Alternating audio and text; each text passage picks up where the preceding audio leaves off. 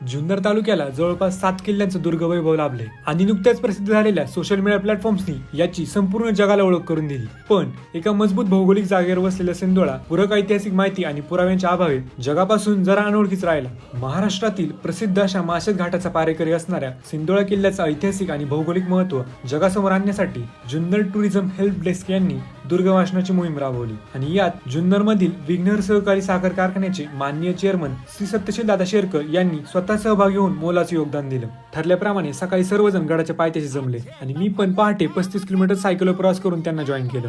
सर्वांना गाईड करत गडाची माहिती सांगत ट्रेकची सुरुवात झाली. किल्ल्याच्या वरती घेऊन जाणारी वाट थोडीशी अवघड होती, त्यामुळे गड माथ्यावर जायला थोडासा उशीरच झाला. वरती पोहोचल्यावर आमच्या सोबत जे गाईड होते त्यांनी किल्ल्यावर ज्या काही ऐतिहासिक गोष्टी उपलब्ध आहेत, जसं की ही गणेशाची प्रतिमा, हनुमानाची प्रतिमा, गोमुखी दरवाजाचे अवशेष, पाण्याच्या टाक्यांचा समूह याची सखोल माहिती सांगितली. एवढंच नाही तर गड माथ्यावरून दिसणारा सह्याद्रीचा विस्तीर्ण